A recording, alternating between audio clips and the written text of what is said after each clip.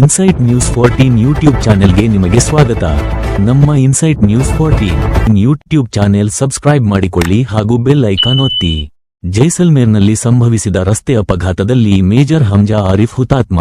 ಇಂದೋರ್ ಹಾಗೂ ದೇಶಾದ್ಯಂತ ಇಂದು ಕಣ್ಣೀರಿನ ಮಳೆ ಸುರಿಯುತ್ತಿದೆ. ಕೇವಲ 1 ತಿಂಗಳ ಹಿಂದೆಯಷ್ಟೇ 7 ವರ್ಷಗಳ ಸುದೀರ್ಘ ಪ್ರೀತಿಯನ್ನು ವಿವಾಹದ ಬಂಧನಕ್ಕೆ ತಂದು ನವಜೀವನಕ್ಕೆ ಕಾಲಿಟ್ಟಿದ್ದ 30 ವರ್ಷದ ಸಾಹಸಿ ಯೋಧ ಮೇಜರ್ ಹಮ್ಜಾ ಆರಿಫ್ ಇಂದು ದೇಶಕ್ಕಾಗಿ ತಮ್ಮ ಪ್ರಾಣವನ್ನೇ ತ್ಯಾಗ ಮಾಡಿದ್ದಾರೆ. ರಾಜಸ್ಥಾನದ ಜೈಸಲ್ಮೇರ್ ಮಿಲಿಟರಿ ಸ್ಟೇಷನ್ ಬಳಿ ಸಂಭವಿಸಿದ ಭೀಕರ ರಸ್ತೆ ಅಪಘಾತದಲ್ಲಿ ಮೇಜರ್ ಹಮ್ಜಾ ಅವರು ಕೊನೆಯುಸಿರೆಳೆದಿದ್ದಾರೆ. ವರ್ಷಗಳ ಕಾಯುವಿಕೆ, ಎದುರಾದ ನೂರಾರು ಸವಾಲುಗಳನ್ನು ಮೆಟ್ಟಿ ನಿಂತು ತಮ್ಮ ಕನಸಿನ ಹುಡುಗಿಯ ಕೈ ಹಿಡಿದಿದ್ದ ಈ ಯೋಧ ಶೀಘ್ರದಲ್ಲೇ ಇಂದೋರ್ನಲ್ಲಿ ಅದ್ಧೂರಿ ರಿಸೆಪ್ಷನ್ ನೆರವೇರಿಸಲು ತಯಾರಿ ನಡೆಸುತ್ತಿದ್ದರು. ಆದರೆ ವಿಧಿಯ ಆಟವೇ ಬೇರೆಯಾಗಿತ್ತು.